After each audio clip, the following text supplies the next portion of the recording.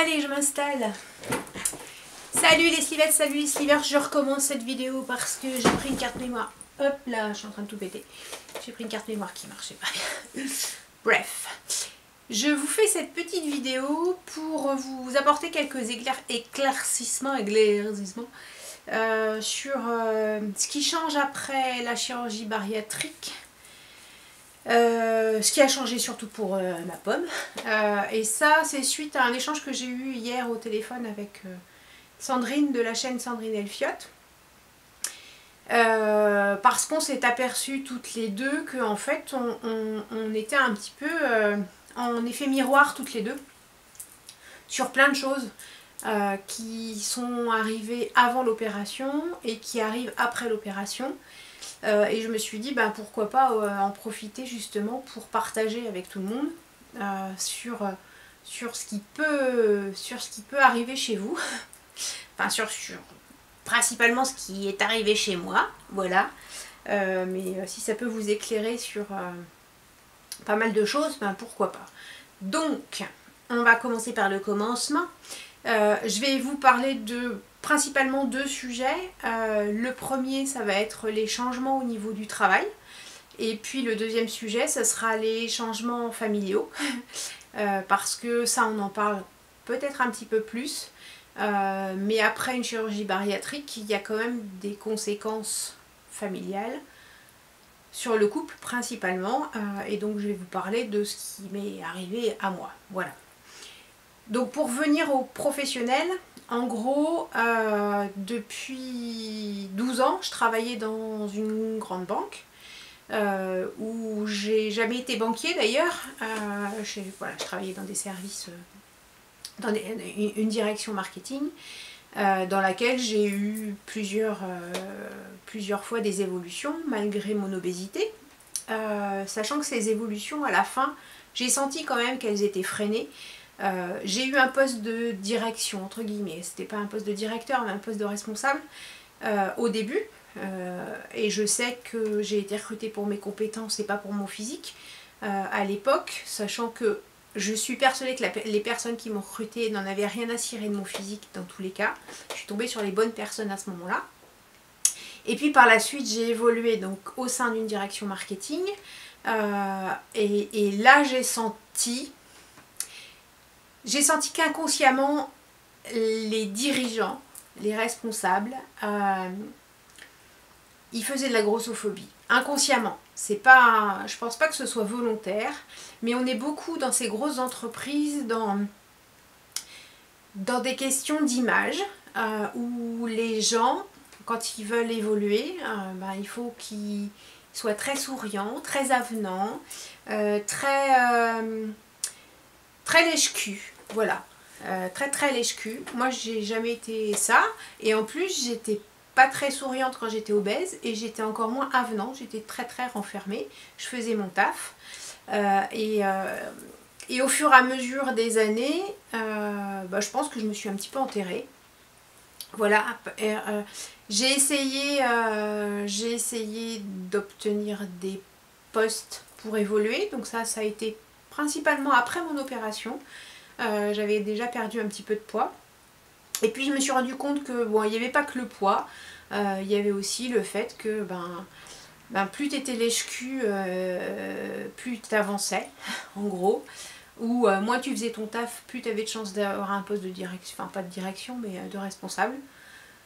Bref, je balance pas, mais je pense que c'est dans toutes les grosses boîtes aujourd'hui où on s'attache plus à l'apparence, à la façon d'être, le savoir-être, plutôt qu'au savoir-faire. Voilà. J'en fais certainement une généralité, je sais pas, vous me direz en commentaire si c'est pareil dans votre boîte. Voilà. Et donc avant l'opération, mon savoir-être, c'était j'étais renfermée. Et puis après l'opération, c'est mon savoir-être, c'est j'ai peut-être un petit peu trop... Je sais pas si j'ouvrais trop ma gueule, j'en sais rien. Enfin bref. Je rentrais pas dans le moule, et puis la boîte rentrait plus dans mon moule non plus. Parce que je me rendais compte que je travaillais pour graisser les hautes sphères un petit peu, les dirigeants. Alors c'est pas une boîte où il y a des actionnaires, mais il y a quand même un comité d'orientation, il y a des mandataires, il y a des sociétaires. Alors c'est pas les sociétaires qui se graissent le plus, hein, peut-être aux assemblées générales à manger les petits fours, mais enfin voilà, j'ai vu des choses, j'ai vu des choses et ça m'a dégoûté de dire bah, ma petite tu bosses, puis en fait finalement c'est pour que eux aient la belle vie, et puis ils savent même pas comment tu t'appelles. Donc voilà, donc j'ai eu un petit rendez-vous, ça faisait plusieurs fois où j'avais des arrêts maladie parce que suite à mes problèmes de santé, de toute façon, j'ai eu pas mal d'arrêts maladie, j'étais en mi-temps thérapeutique, je voyais plus le bout.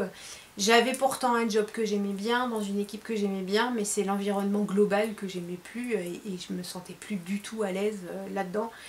J'avais envie d'autre chose. Donc j'ai le 15 mars quitté la boîte dans laquelle je travaillais depuis 12 ans.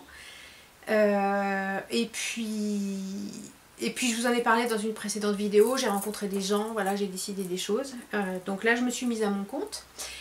Donc depuis le 16 mars en gros, je suis demandeur d'emploi et puis depuis le 20... depuis début avril, je suis voilà, dans la démarche de monter ma boîte. Ouais, on peut dire ça comme ça, même si c'est pas une grosse boîte, je suis auto moi-même quoi. Donc je suis en micro-entreprise et donc je suis freelance en tant que commercial en immobilier. Voilà, parce que j'ai découvert des choses au mois d'octobre lors d'un voyage et ça m'a révélé, et puis mon hypnothérapeute, je vous l'avais dit aussi, m'a révélé des choses. Et donc si j'avais pas eu cette opération de la chirurgie bariatrique, qui a été le point de départ de tout, je ne serais pas ici, à ce bureau, en train de vous parler, dans ce nouvel environnement, qui va certainement changer aussi bientôt. Je serais certainement toujours à mon bureau, à me ronger les sangs, à bouffer parce que je me ronge les sangs, et à pas être bien, voilà, finalement. Donc j'ai tout largué. Alors plein de gens me disent, ouais, c'est super courageux et tout. Non, enfin, moi j'ai pas l'impression que ce soit courageux de dire j'ai plus envie de ça et je fais ce que j'ai envie, quels que soient les risques. Les risques, c'est moi qui les prends. J'emmène personne d'autre si, j'ai même mes enfants, mais ils sont grands, j'ai de la ressource, donc je pense que je les emmène pas au casse-pipe. Je pense pas aller au casse-pipe non plus. Et puis plutôt que de dire je vais travailler pour les autres, bah, je vais travailler pour moi. Si je gagne de l'argent, tant mieux, et ça sera grâce à moi, voilà. Si j'en gagne pas, bah tant pis, et ça sera de ma faute, et puis je rebondirai sur autre chose. Donc je travaille maintenant dans un réseau, enfin je suis rattachée à un réseau, donc en tant qu'indépendante, et donc je vais travailler sur le secteur est de Dijon. Donc comme c'est un travail d'indépendant et que je travaille beaucoup en réseau, et que vous êtes plus de 1500 maintenant sur la chaîne, et puis ça continue d'augmenter tranquillement. Bah, si vous avez des contacts dijonnais ou en périphérie de Dijon qui vendent, qui achètent, qui cherchent, et ben il y a mon mail en bas, profitez-en. Voilà, donc ça c'est la première chose qui a changé, qui est en train de changer dans ma vie. Donc j'ai pas mal de taf. Je sais qu'il va falloir que je remonte les manches beaucoup plus haut que quand je les remontais au bureau, quand je les remontais, parce que des fois finalement je les remontais pas tant que ça. Donc voilà, c'est ma force, c'est ma compétence, c'est ce que moi je vais faire, c'est mon travail qui va payer ou qui va pas payer, on verra bien, et voilà. Donc je suis plutôt soulagée, ça m'a enlevé un... Vous pouvez pas imaginer le jour où on m'a dit, Sabine, bah, je pense qu'il va falloir qu'on fasse une rupture conventionnelle. Et ben, on m'a enlevé un poids. Je crois qu'on m'a enlevé une deuxième fois cette putain de carapace de merde. Et je me suis dit, allez vas-y, t'es capable, et enfin j'espère. J'ai toujours beaucoup de doutes, mais j'essaye de foncer. Je travaille beaucoup avec les petits messages, voilà. Suis tes rêves, rêve grand, crois en toi. C'est des choses que je me dis tous les jours. Je fais aussi beaucoup de tirages de cartes. Tous les matins, j'ai une petite carte positive qui me donne une info. Tous les matins, j'ai aussi, voilà, encore ce matin, un petit message, voilà, de quelqu'un qui me pousse aussi. Et heureusement. Donc ça, c'était la première partie. Donc c'était le changement de travail. J'ai pris en activité annexe parce que ça va mettre un petit peu de temps au niveau de l'immobilier à se mettre en route. En activité annexe, donc je vais faire des ateliers culinaires le dimanche matin, le soir avec des copines, voilà. Parce que j'ai découvert aussi un appareil américain qui a été, donc une marque américaine qui a été rachetée par le groupe Seb, qui commence à être commercialisé en France. Pour moi, c'est un appareil que j'utilise depuis plus d'1 an. Enfin depuis 1 an, parce que ça fait 1 an qu'il est commercialisé en France, que j'utilise quasiment tous les jours, qui remplace mon four, ma plaque, qui est hyper complémentaire à mon Thermomix. Donc je vous en parlerai, je vous ferai une playlist spéciale et j'essaierai, dès que j'ai un peu de temps, j'essaierai de vous faire des ateliers virtuels par le biais de la chaîne. Sachant que j'ai une boutique en ligne aussi raccordée à ce produit-là, où vous pourrez aussi, pourquoi pas, si ça vous botte, l'acheter, ou si vous êtes intéressé par une activité annexe, pourquoi pas me contacter aussi pour vous lancer dans l'aventure de cet appareil américain. Voilà, parce que j'ai un objectif aussi, c'est mon objectif à terme. Je peux pas le dire encore, mais bon, ça sera pas en France. Je pense que ça sera pas en France. Voilà. Ça, on en parlera plus tard, puisqu'il y a des... Voilà, j'ai déjà dit, il y a des choses qui ne concernent pas que moi. Donc activité pro, je suis en plein chambardement. J'ai installé mon bureau donc à la maison.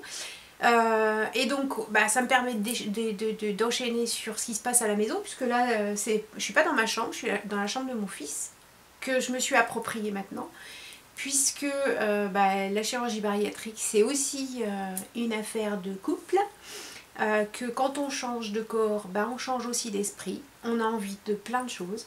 Donc moi j'avais envie de changer de taf, j'avais envie de m'amuser, j'avais envie de vivre des choses que j'ai jamais vécues, ou très peu. Et je vivais avec quelqu'un qui n'était pas dans ces envies-là, et qui commençait à se poser des questions sur ce que je devenais. Donc un jour, j'ai pris mon courage à 2 mains et je suis devenue... Ça m'a travaillé quand même un petit peu. J'étais un peu malade quelques jours avant. Il m'a dit qu'est-ce qui se passe, et je lui ai dit on vend la maison et je te quitte. Et j'ai eu peur à sa réaction, j'ai vraiment eu très peur à sa réaction. Et finalement il a baissé les bras et il a eu l'air d'être libéré autant que moi j'avais été libérée avant sur plein d'autres choses. Et il m'a dit il y a longtemps qu'on aurait dû le faire. Et voilà, le soulagement quoi. Parce que on n'a plus les mêmes centres d'intérêt après l'opération. Personnellement, j'ai plus les mêmes centres d'intérêt, hein. C'est pas le cas de tout le monde. J'ai discuté avec Sandrine, ça n'a rien à voir du tout. Elle n'est pas du tout dans ce parcours-là. Au contraire, avec sa biche, tout va bien. Moi, c'était pas le cas. C'est un couple sur 2 qui se fait opérer du chirurgie bariatrique. Moi, j'ai envie de choses dont il n'avait pas envie. Voilà, et puis ça se passe super bien, on a chacun nos quartiers pour le moment dans la maison, on fait toujours vie commune, et puis on s'entend toujours bien, parce qu'en fait finalement on s'est rendu, enfin moi je me rends compte qu'on est des amis, mais qu'on n'est plus des amants, qu'on n'a plus de vie de couple à créer. Les enfants, ça se passe plutôt bien, ça les a aussi certainement soulagés, on se bagarrait pas, hein, on s'est jamais disputé. Depuis que j'ai été opérée, il n'y avait pas de dispute, on vivait quoi, on vivotait, et puis, puis moi je vivais ma vie et puis lui vivait pas la mienne, voilà.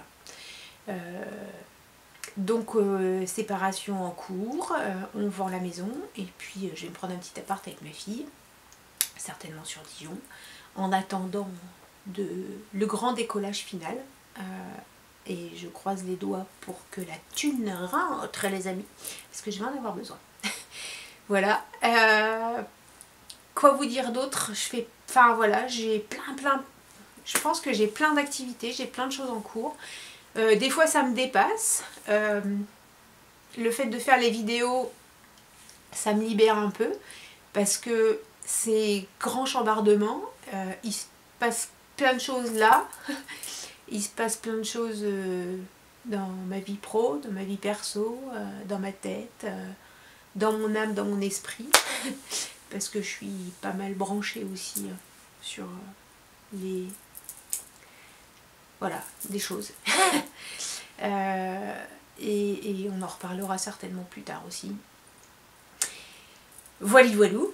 Je vous souhaite d'avoir le même parcours que moi. Peut-être pas de vous séparer si finalement c'est votre âme jumelle. Si c'était la bonne personne. Moi, c'était pas la bonne personne. La bonne personne, je la connais. Voilà. Et puis, je vous souhaite voilà, plein de super parcours. Et je vous dis à plus dans le bus. Salut!